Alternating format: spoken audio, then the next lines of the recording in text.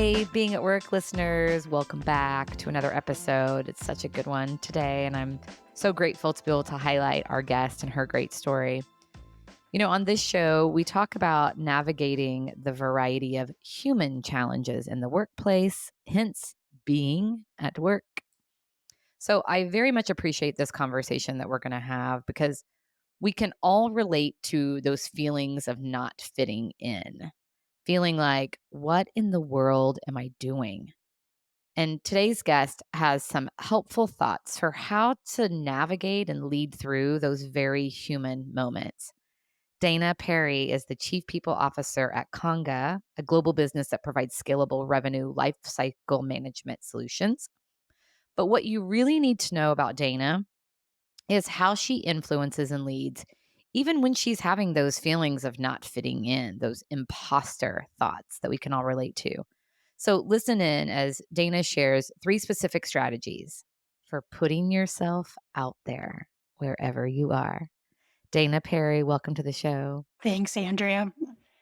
So give us some context. Tell us, you've got a lot of insight to share, but tell us a little bit about your journey that got you to where you are today. Sure, happy to do that. Like many, I'm going to date myself here, I think, a little bit, but HR wasn't a sort of formal profession at the time. It wasn't something you could go to school for. And, in my early 20s, after graduating from university, I was really unclear about what I wanted to do and who I wanted to be. And I kind of got lucky. I fell into my first job in HR, which was in learning and development in a tire manufacturing company, Goodyear at the time, in a small town, kind of near where I grew up. And, I had the pleasure and the opportunity to be challenged through a number of different roles in that capacity. And that was the start of the journey. So how was that first role in a very male-dominated environment? I can just imagine young Dana feeling a little bit out of place. Yeah, I did. I think I was 21 at the time is when I started. And one of my first roles there was not my first role, it was probably within, my first 2 or 3 years. But always I was out on the plant floor. And always, it was by and large, mostly men, especially when you think about you had raw materials coming in one end of the operation and you had tires going out the other end of the operation. And some of those jobs were really hard. And one of my first jobs, I'll never forget this. It was a very crucible moment for me. And, it was a lean manufacturing environment. And so that meant that there was a lot of sort of team leadership and decisions that were happening on the floor. And the management structure was very lean. So I found myself as a 21, 22-year-old woman in a role as a night shift production manager, the only manager, formal management on shift, on that shift at night. And, I didn't have a lot of experience in the operation from end to end, and things were not going great. Yeah, we had troubles with the materials coming in. There were some defects going on further down the line. We were pulling tires off out of the curing process. And I remember, as I was riding my scooter down, the mile of the plant floor, getting over to the, one end of things, and I was approaching these kind of much older, bigger, gruff men and trying to get them to do something that I needed them to do. And in my naivety, it was, well, I'm the leader. And it's very simple. I need them to do this. So if I ask them to do that, they will do that. And in that moment, in that exchange, I could see them saying the things I wanted them to say. And I knew that as soon as I turned away, that is exactly what was not going to happen. And I didn't have the experience or the skill or the perhaps insightfulness in that moment to figure out how do you influence and how do you get things done in an environment, even when in theory you have the power. So by the way, this shift went, not catastrophic, but it did not go, it did not go well. And, I remember being super intimidated and, at the end of it, I knew it didn't go well. I felt really bad about myself. I knew I had been ineffective.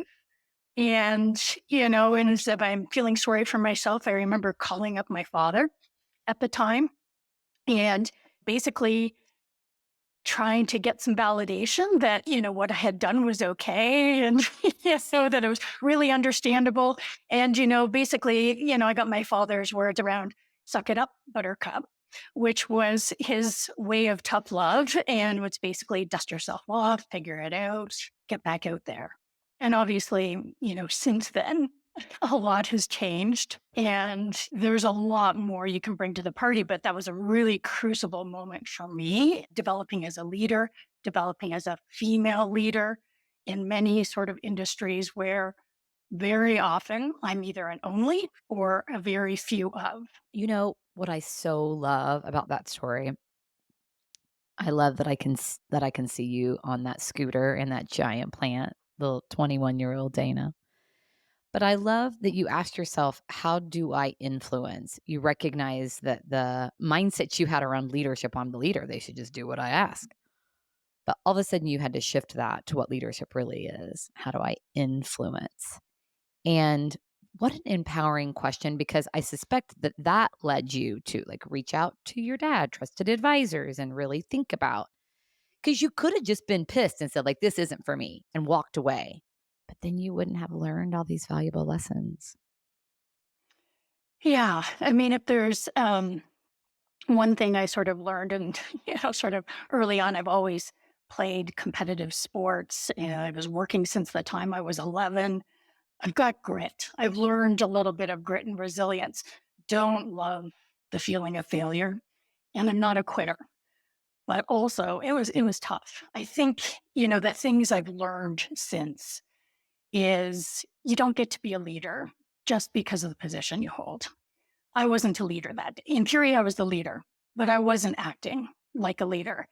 And you just have to earn that over time. People will listen to you if you're credible, if you understand the business, you deliver high quality and impactful results.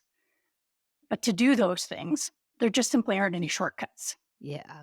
Well, and that is really the spirit of this show is being the leader you want to have. It is so much easier to look out at the environment, the context, the situation and say, if only it were different. But leading through it, I mean, that takes integrity and discipline and focus. And what I love about your story, Dana, because fast forward through your career, I mean, you've been in the tech industry, you have had this experience of being the only woman in the environment, and particularly at the level that you're leading. And what I hear over and over from you is, yes, and here's how I'm leading through that. And it's not to say that there aren't some real challenges that are unique to female talent. That is true. And how do we navigate those things to change the narrative? Like that's what I hear in your story. Yeah. I mean, I think a couple of things, right? I think yes, it's very common to be, I'll often, not always, but every once in a while still, I'll find myself just kind of casting around the room and realizing I'm the only woman. And, this feeling, it's the fact that I notice it can be a little bit distracting. And I do think, sometimes it runs through my head, hey, well, I'm HR and culture and talent, the place that you're most likely to find a female sitting around the executive table. And it's easy, I think, sometimes to kind of fall into that trap of feeling a little insecure about that. But at the end of the day, I don't feel that insecurity. I have conviction that talent and culture and those things that we're working on really hard matter immensely. Yeah, you've got a strong point of view. It's almost like, of course, you would have imposter thoughts. I mean, you make a good point that the feeling of not fitting in gets exacerbated when you're in a role that sometimes is perceived as less important. Yes. And yet, if your belief in the role is different, you can lead with that versus leading with the perception, as many often do. We titled this, this focus around like when you don't feel like you fit in, like how do you lead through that? And I know you have some very specific strategies as you look back on your career that have been really helpful to you in those moments of imposter thought and gosh, like, what am I doing here? First of all, at the end of the day, it's hard to be really effective if you don't have confidence. And the thing that gives you confidence, whether speaking on a show like today or you're up in front of a room of 500 people, you have confidence through conviction and knowing the business, knowing what you're talking about. And so, back to what I was saying a little bit earlier, I think you simply have to put in the work. You have to be credible. You have to understand the business and you have to develop that conviction so that you can show up in the way that you want and say the things that you want. And you're not worried about, am I smart enough? Do I know what I'm talking about? You just have that sort of inner sense of, I've got things to offer and what I say matters. I also think you can be really impactful without saying a lot. So if I'm around a table, but the conversation isn't directly involving me, that doesn't mean that I'm on the sideline. It's the best place to be a keen observer and pick up on subtle dynamics. So sometimes, it's not my opportunity to go read my email or check out things or, tap out. It's actually my opportunity to watch all the others in the room. What are the things being said and not said?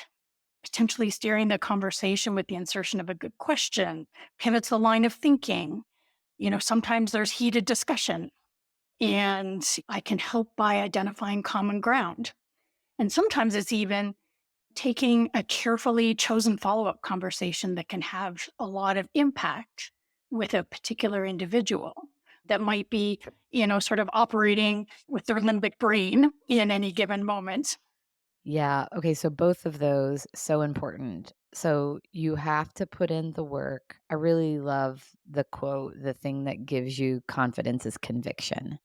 So taking the time to know the business, to know your craft, to know your point of view, to know your core message, to know what's important to you. I have an executive coaching client right now who's just spending 5 more minutes preparing for meetings. And it's been a game changer for her because she can come into the meeting then really clear on like, what is my point of view on the topic? How can I convey that given my audience? So, conviction. And then knowing when to speak and when to listen. So, a question for you about that. What are those things that you're looking for to give you cues around when to observe and when to speak? How do you discern the right timing? Yeah, I mean, the time to speak is when you have something to offer. Never just speak, to hear yourself speak, or never just speak because you're afraid you haven't spoken. That can be some of the worst things, is trying to dream up the really useful question because you think you should be saying something. That leads to dysfunction. Speak when you have something to say. And very often, if you know your craft and you're in the business and you know the players and you're keenly observing, you're going to have lots to say and it's going to be additive and helpful. And so I think it is not getting in your own way. It's being in the moment and being present and just doing what you're good at. I was with an executive team a few days ago with Matt in at MasterCard, and the leader of the team was asking a lot of questions and engaging the rest of the team around a specific topic that they needed to focus on. A lot had been said. And at one point, someone brought it back to her and said, well, Kim, like, what do you have to add to that? And I love it. She said, yeah, I don't have anything to add. I think the thoughts that have been shared have been good. And I so appreciate when leaders, because I think so much of the time we feel the need to like pile on or add our perspective. She's like, I don't have anything else to add. I love it. We're doing a bunch of, we're in our talent review cycle and always talking about our talent, which we spend and invest a lot of time in. And oftentimes we go around and things get said multiple times, but you don't have to say everything about everything. Yeah. That's right. The time to speak is when you have something to offer. So it goes back to even like putting in the work, because when you are clear on your point of view on something, it really helps you discern in the moment whether or not to share, doesn't it? I feel like those two are really connected. It does. And I think when you haven't put in the work and you're not comfortable with the content and that's when the insecurity seeps in. That's when you start to get in your own head. That's when you're not present and dialed on the conversation. And that's when, you probably will be a little less relevant. Yes. I mean, I can certainly relate to those moments where in my insecurity, I said a lot of things that made no sense and were not clear and rambling. And yeah, so it's really the opposite of the impact that we're wanting to have in that moment. And sometimes, you will find yourself, as I often do, and this, you know, tends to be with I tend to operate with a bunch of people who have a lot of conviction, who have opinions. I often say this to my team is, hey, it might feel hard with me, but I can guarantee you it's going to feel 100 times harder when you get out there and you're working with all of your executives who are a level or two above you. Absolutely. So again, put in the work, develop the skills, You got to put in the work. and build And those muscles. that's right. That's right. Well, and be brave enough to not be great at it at first. I mean, it is growth, isn't it? And so it's going to be uncomfortable. We are going to fuck it up over and over and over along the way. Yeah. It still happens, right? Like sometimes you don't always have perfect conviction or perfect information as you go into a meeting. Sometimes you can't predict where the conversation's going to go. Sometimes you do have to think on your feet. And sometimes that thinking is imperfect. Well, and I don't know if you can relate to this, but I find myself today, I mean, I've been fortunate to hone some of these speaking skills, and I was with an executive team last week kicking off a new engagement, and I was very prepared going into the meeting, and yet I found myself then as I was kicking it off, I'm like, "Okay, this was not part of the plan. Why am I talking about that?" And I lost my way, and I recognized it in the moment, and I said, like, "Okay, that is a later conversation. Let me just pause and go back to our goals." And so I basically hit restart and went back, and, I was so glad that I caught it, right? And I acknowledged it, and I owned it, and then very quickly went back to, "Here's what we're doing." But I think the growth for me was not getting hooked by that, because a less mature version of Andrea would have freaking spiraled from that. Yeah. Would have been flustered. Yeah, Then the insecurity would have you dropped you in. got it. Yep. And the whole meeting would have gone awry, but, like, thank goodness I recognized it right away. It's like, "All right, yeah, it's Monday morning. I'm gonna give myself grace and circle back." Yeah. 100%. Yeah, so such great strategies. Okay, so we're answering the question, like, how do I lead through those feelings of not fitting in? What am I doing here? So putting in the work is really proactive. Recognizing that I don't have to say everything, like knowing my point of view and speaking when I have something to share. And then you also have this thought around, we've talked a little bit about timing, but you also think it's really important to pay attention to timing, delivery, and the message. Yeah. And this sort of relates back to, sometimes if it's a primary conversation and I'm expressing a strong point of view or some conviction and we're debating and deciding, that can be a very engaging conversation where you take a direct role. And sometimes you're in an indirect role. This is back to being impactful when you're more of an observer and a collaborator versus the driver of a conversation. And I think we still have an opportunity to be highly influential, but influencing is a little bit of word, right? It's timing. timing with a question. It's the delivery of the question. Do I ask that question with confidence or do I sound shaky and, make it easy to dismiss it? And then the content of the message or whatever it is that I'm trying to convey also matters. And so if I'm trying to steer too hard or it's really about me, it can start to feel political or manipulative. If I'm posing questions or steering in a way that doesn't sound transparent, hey, here's what I'm seeing. What about this? Versus, oh, I might be seeing, this or that, but I sound shaky in the observation versus grounded and calm. You can run the risk of it feeling a little obsequious to people or, and if I sort of go back to the story about my father's unempathetic response, he was 100% right, right? He was I was not wrong. I was wondering if we were gonna talk about his lack of Yeah, empathy there, because I was a little bit like, "Whoa." no empathy. He wasn't wrong. I mean, buck it up, buttercup. Yeah. Yeah, his timing was awful. I was like, "Where's mom?" Yeah, no, But you did call him, Dana. I did. I did because he's the one I wanted the validation from that I was okay, and I did not I get it. know.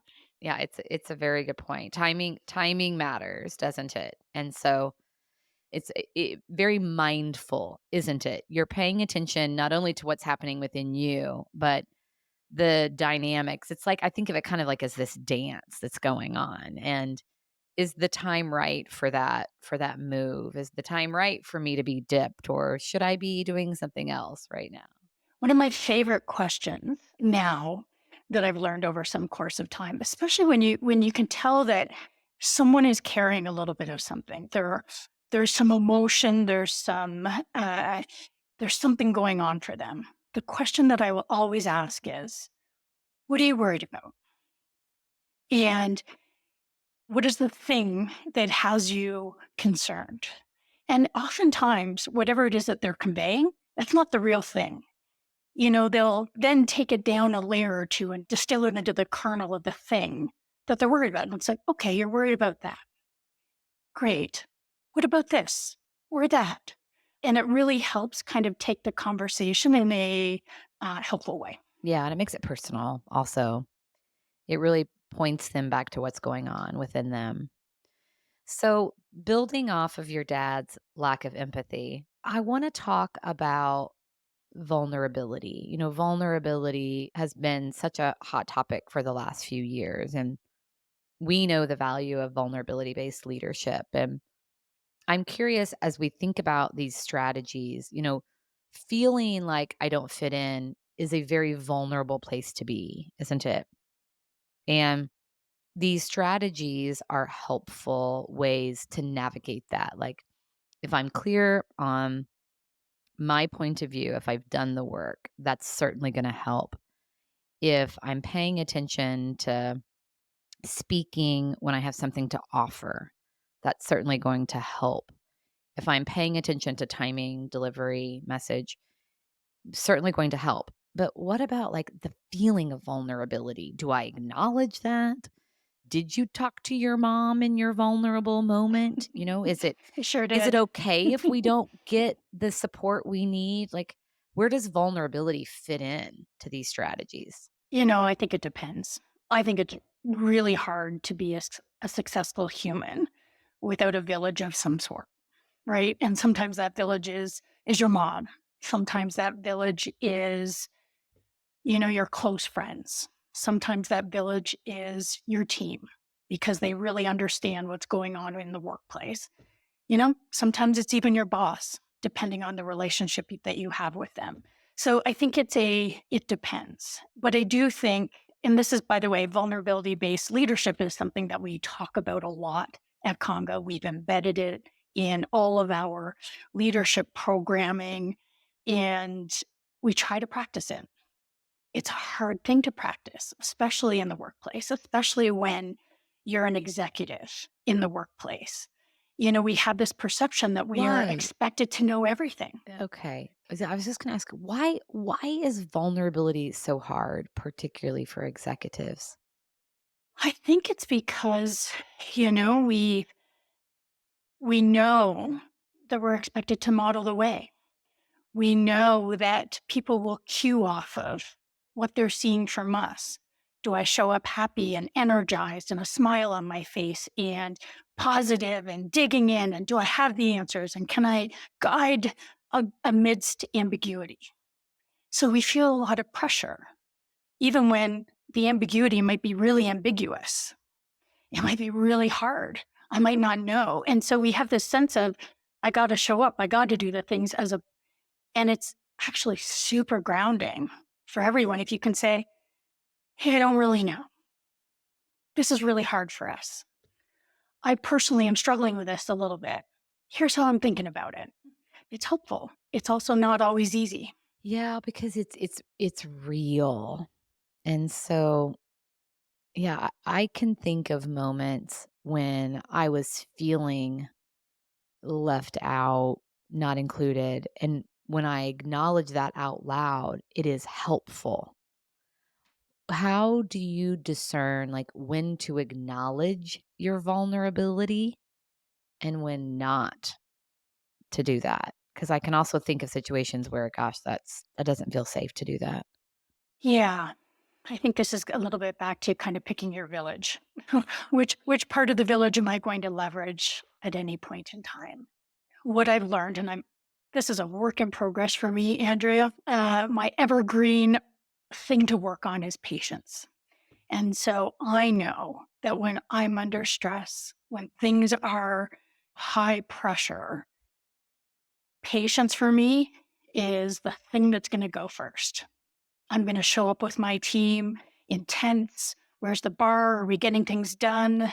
As opposed to sharing with them, hey, I'm under a lot of pressure. I feel a lot of pressure. Here's the things that are going to be really important. But so in my mind, it is when you're feeling that pressure, that's the time to verbalize Mm, the thing that you're feeling. there you go. And rarely is it a risk.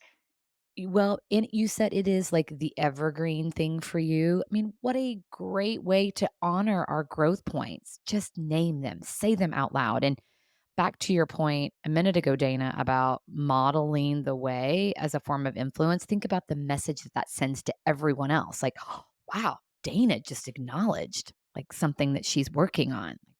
You just gave them permission to do the same. 100%. Damn, that's good. Yeah. And I've also, along those lines, I just picked this up from someone else within the last couple of months. So every time I get on a call with my team or my peers, we'll just kind of open it up. Hey, where are you at today? Scale of 1 to 10. And, sometimes people are really hard to read. So, their 8 looks the same as their 4. Sometimes they'll say, hey, I'm a 6. Okay, tell me about that. What's going on? It's such a good way to open things up. Mm, I love that. Giving people the space to acknowledge how they're feeling and the scale. I love the scaling it. Mhm. Yeah, because making it quantitative sometimes is more disarming. Yeah. Yeah. And some people will really think about that. I might get I'm a 7 3/4 today. I'm about a 5.28 today. Exactly. I like it. Well, and Mhm. then we can see progress, can't we, from day to That's day? right. Mhm. Yeah. Okay. Well, that is really helpful. I like that we are rounding this conversation out with vulnerability based leadership because feeling imposter thoughts, feeling like I don't fit in is such a vulnerable place to be. So having the courage to acknowledge that in an environment that's safe with your people. Yeah.